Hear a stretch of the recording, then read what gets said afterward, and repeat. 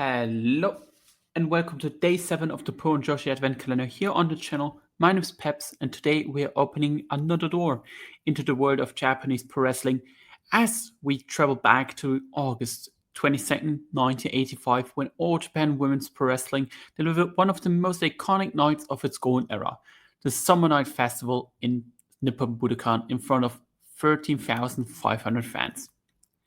On this historic show, 2 championship matches took center stage as Devil Masami defended the All-Pacific Championship against Chigusa Nagayo, while in the main event of the show, Jaguar Yokota put the WWWA World Title on the line against Lioness Asuka. 2 matches that not only showcased the incredible depth of All Japan in the mid-80s, but also highlighted the contrast between the 2 members of the legendary Crush Girls. With that, I would say we don't waste any more time and just jump straight into the first match. As people may know, I'm currently doing, part-time at least, a deep dive into All Japan Women's Pro Wrestling. And when I reached this specific show, I was very hyped for the top 2 matches. And the first one we will be talking about here is Devil Masami defending the All-Pacific title against Chigusa Nagayo. And this is, at least from my knowledge, one of the most known and most famous matches from the 80s in the wider international audience. And when I finally arrived to that, I was super pumped. And right when I clicked on the video, the atmosphere just hooked me from the moment both wrestlers made their entrances. 30,000 plus fans going like absolutely crazy for Chigusa Nagayo doing her entrance and supporting her in the biggest match of her career was incredible. Devil, of course, also got popular cheese because she's a fantastic wrestler, and the singing performance that she had on this very show with Silence Goodbye, I believe it was the song, was incredible too. The pre-match ceremony tells you everything you need to know about this match before the bell even rings. Chigusa kind of focused but had a nervous energy around her, not taking the eyes off Masami at all, nor changing her impression barely during the introductions. It felt like it was the biggest fight of her life. Funny enough, the biggest fight of her life came 6 days after, but at that point it was the biggest fight of her life, the biggest night of her life in general. Masami on the other side had the game face on, and she was really chill about the whole thing. She's been here before, she's been beating on Chigusa for years, and she knows how to deliver and how to perform in these big match scenarios. It felt like a classic veteran versus young wrestler dynamic on the biggest stage All Japan Women has had in years. The match started with Masami taking the early control, and whenever she was on top or locked in a lock, the crowd started to scream Chigusa's name louder and louder with every second that Masami was in control, which was super interesting to watch because Chigusa was so over. And whenever I go back to watching Chigusa from that time, I'm still impressed by how she was able to control the crowd from the very early on. Because if we compare to now, when wrestlers are sitting in holds for like 10 minutes or on the mat for like 10 minutes, you sometimes get little cheers out of insane athleticism or insane counters or anything like that. Here's it like, okay, she locks in a little bit of a wrist control and the crowd goes absolutely nuts. And I think that is something that we kind of has lost the magic by today's standard, but also, you will never be able to copy what those wrestlers have done with the crowds because it's just impossible. Not only based on the popularity of wrestling in general in Japan, but also how these wrestlers have worked in the sense of the idols and of course releasing the songs and everything like that. They just don't have that anymore these days. The first 10 minutes were like really just working on the mat as the crowd gets louder. The only move that I at least noticed that if it was like one suplex in the middle of it. And like if we just imagine how today's crowd would have reacted to it, like I said, but also the internet audience would have reacted to it, it's totally different. The entire style change as well as the complete reaction to it. After like 10 minutes, they both like 30 seconds around a Romero special struggle, and the crowd just erupted in loud Chigusa cheers while she fights to escape the attempt of a Romero special.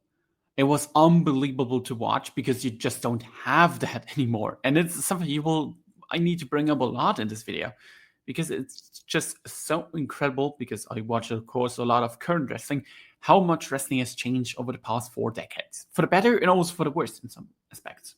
Masami kept Chigusa close to her, to not being getting hit by the dangerous kicks. And there was 1 second where she didn't pay full attention to it, and Chigusa just used that range to hit a kick, and Masami was instantly stunned. Her selling in reaction to it was just incredible to see. Masami, the more kicks she ate, got loosened up a little bit, which Chigusa followed up with more kicks. But before Chigusa can take the control, Masami snaps back into it and just hits a brutal pile drive for the first near fall of the match after around 15 minutes. Devil looks to keep grinding her down, and she gives Chigusa a bit more room than before, and Chigusa instantly uses that to take over. She lays into Masami, nails her with a nasty pile driver.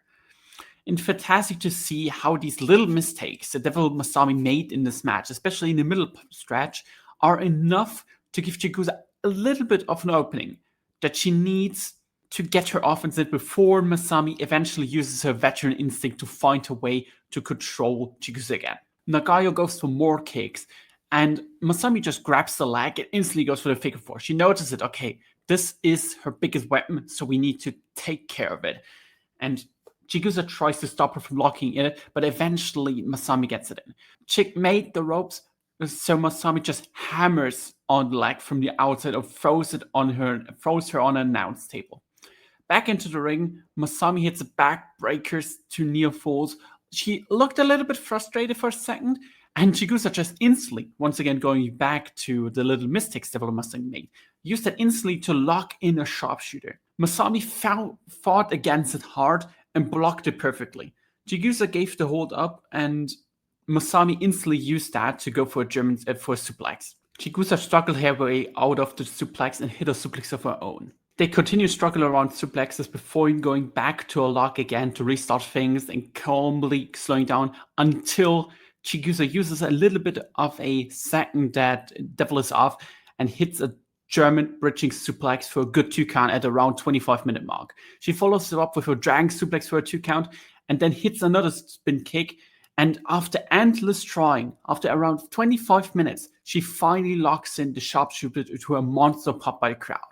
They milked the sharpshooter spot 3 or 4 times throughout the match. Chigusa tried to get it in, but Devil blocked it every single time, and then she eventually got it in, and the crowd erupted in cheers. It's so simple. It's so simple around a simple submission that, in the sense of the bigger picture, it wasn't even like the finish or anything, but they made it. It's so important that the crowd just absolutely goes nuts for it. Masami eventually escapes it by rolling to the outside, and Chigusa follows up with a suicide dive.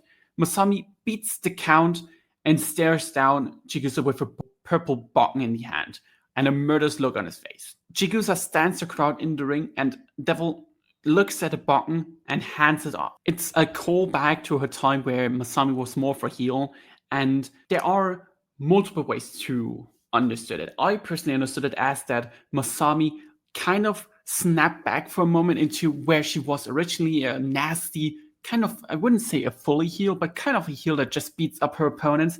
Here was she noticed it, she saw the button in her hand, gave it away, was like, I can beat Chigusa without it. And I can find my composure again, because that is not who I am anymore. Which is, in my opinion, a strong character moment for her after all that she has done.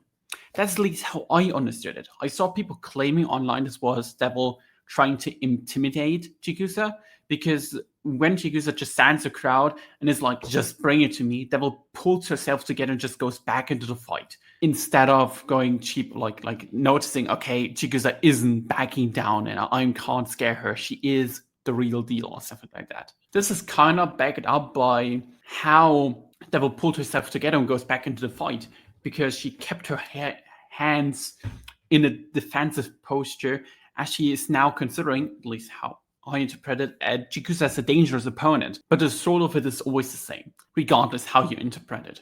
Because Devil gets herself together, and has been established over the years that if Devil loses herself in a match, for whatever reason, and gets frustrated, she loses.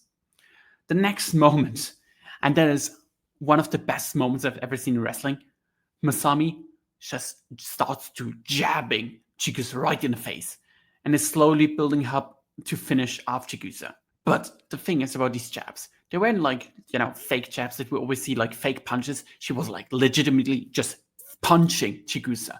And if people have seen the clip of it, and I'm sure people have, because it has been going viral a couple of times, it looked so awesome. Maybe I'm even showing it here if I don't get striked by Samurai TV. Who knows, really. Devil is slowly building up to finish off Chigusa, but not only is Chigusa kicking off everything, but she also comes back into the match with an enziguri before they start to throw just blows after blows, with Devil cornering Chigusa with punches, and then Chigusa countered with punches of her own, and an amazing German suplex to 2 count and a pile driver that Devil barely bridges out, which was like the first real moment where it looked like Devil might lose in this match. We just reached a point at this stage where Devil and Chigusa just both were barely in the match. And it feels like every punch that is connecting could be the last one. Both are barely standing, barely conscious, but still going until they couldn't. Chigusa gets one last strike with a boot, knocks Devil down, but her body falls as well from the pure exhaustion over the 45 minutes that the match has been going. She might have had something left, but it was not enough to crawl over to Masami or get to her feet, so the match gets called off, and it ends in a double KO.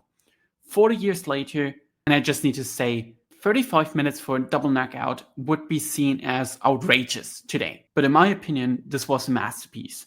It was so perfectly paced. They nailed the story. Nothing ever, in my opinion, felt rushed. Everything took its time, got built up, and hit the perfect moment with the struggle and selling. The crowd reacted to everything exactly like the wrestlers planned to, and achieved absolutely everything that it was supposed to, as Chigusa looked great coming out of the match and earned Masami's respect. But the belt is still with Masami. It felt like they put these two together and it just created a magical moment. A match that just shows, in my opinion, how awesome women's wrestling can be. A match that not only can hang with the best matches ever, but is also itself one of the best matches ever. For me, it's an all-time classic, a 5-star match, like people call it. It's just out of this world and something everyone should watch at the earliest chance possible. Moving on to the main event of the show, as Lioness Asuka defended the WWWA World Title against Lioness Asuka. And to get the best possible experience, how it was in comparison to the match before for the All Pacific title, I watched it right after instead of taking a break between it, because it just felt like the most natural way possible, because that is how the crowd watched it, and that's how, I wouldn't say it is supposed to be watched, but it's the best way to compare these two matches and see the differences. And the first real difference I noticed was right at the start of the match, because while Chigusa and Devil Masami had a lot of holds in it, Jaguar Yokota and Asuka, who are both, especially Yokota is like an insane athlete, they went a totally different style. Lots of fast and breathtaking counters and sequences early with a pace that is just unusual in the time, and instantly showing what they have been trying to establish for a while. That they are, in terms of pure in-ring work, far and above everyone else in the company, if not everyone else in the entire country at that point. After some time, Jaguar then takes Asuka down to the mat and works the leg before she picks up the pace again, knowing Asuka with her work leg won't be as quick as before. And that is something that I noticed from throughout the entire match, that both of these wrestlers, rather than just trying to wear each other down by punching each other, by working over the submissions, they had a more clear match plan in terms of what their damage is supposed to be done, with Jaguar, of course, going for the legs so that Asuka can't keep up anymore with Jaguar Yokota, which leaves Yokota more freeway to get her offense in the way that she wants to, because Jaguar always out-wrestles her opponents by being smarter than by being faster than them. And Asuka is one of the few wrestlers that can keep up with her. And of course, Jaguar, as the veteran, wants to undermine that strength that Asuka has that the other opponents that Jaguar haven't. And that is, of course, a very smart way to look at this match from her perspective. As I said, Jaguar goes back to the leg work. Asuka, on the other hand, tries to go for the arms of Yokota, but Yokota always gets the upper hand and wears down Asuka's legs over and over again. Lioness sometimes find way to escape it, but the leg locks are just deeply locked in, and she needs to go to the rope multiple times before she can even escape it. But it isn't enough, as Asuka just gets dragged back into the ring over and over again by Yokota. Yokota locks in an octopus hold into a sick looking roll up and starts looking for bigger moves, but Lioness just blocks her over and over again. Yokota sees that and just goes back on the leg with a figure four. They struggle in that before Lioness eventually was able to reverse it, and they both end up in the ropes. Lioness then starts kicking Jaguar's legs now, and Jaguar doesn't take these kicks lightly and just rolls out to the ring to rest and regroup, which is, I think, a more interesting plan, because Devil, on the other hand, was like, okay, how do I just get the back in control out of this situation against Chigusa's kicks? Meanwhile, here, Jaguar, of course, just said, okay, I'm bailing out. I will take my time, get back into the ring, regroup, refocus, and then take over. The struggle once again continued with Asuka hitting a delayed suplex for 2 count, and it felt like the Jaguar was kinda getting overwhelmed as she desperately tries to fight back but gets powerbombed. She somehow was able to get a dropkick in afterwards, hit an underhook piledriver for a 2 count.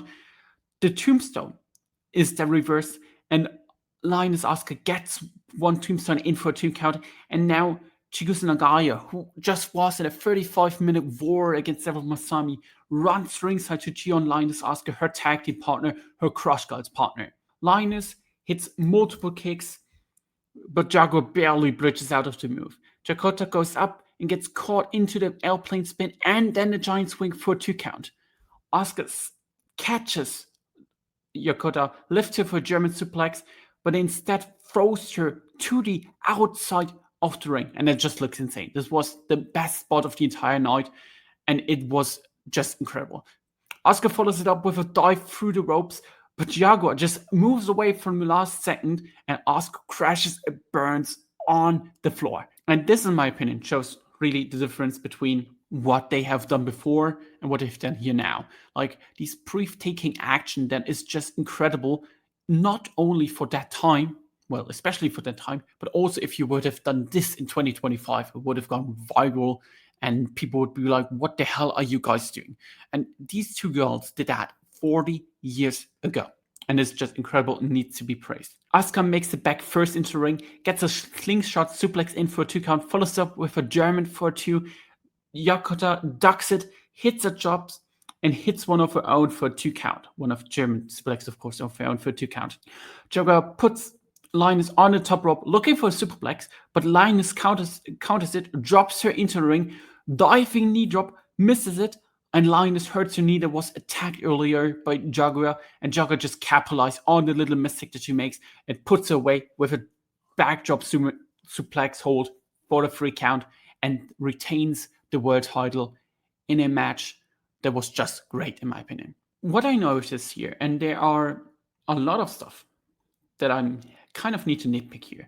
The match was obviously great. It was the second best match I've seen so far in the All Japan Women's Series. And really the only nitpick I have is that the finish was out of nowhere. I wish this would have gone another 5 to 10 minutes. But it's like, I felt like the finishing stretch wasn't really done to perfection that you normally expect them to be in these All Japan Classics, in my opinion at least. But still, the match is absolutely tremendous. They wrestle on a level, especially in terms of innovation, that you rarely have seen or have not seen at all in All Japan at that time. From the fast pace to the insane counters to the big spots, everything. And maybe the biggest issue they have, and you gotta mention it, is that they follow up maybe the best Joshi match ever in Devil Masami versus Chigusa Nagayo. And that is something the match will always have against it. They were never able to get the crowd as much behind them as the match before. Same for the drama, same for the character work. Yes, it was fundamentally a different and better in my opinion, match than Devil vs. Chigusa. They are athletically and technically superior, and they use that to create their own masterpiece rather than going all in on the emotional side, like Devil Masami and Chigusa Nagayo did. And especially if you look at the two match layouts, how Chigusa was presented, how Asuka was presented was also totally different. I mentioned that a lot, that Chigusa was trying to fight her way in and was trying to even get her offense in. Meanwhile, on the other side, as we have seen when I went through the match, the Lioness Asuka was able to get the offense in on her own, and it felt like at points that she was on the level of Jaguar Yokota. And if she didn't have some rookie mistakes, not really rookie mistakes, but mistakes that you shouldn't be doing in such a big match outing as a wrestler, then of course the match could have gone in Asuka's way.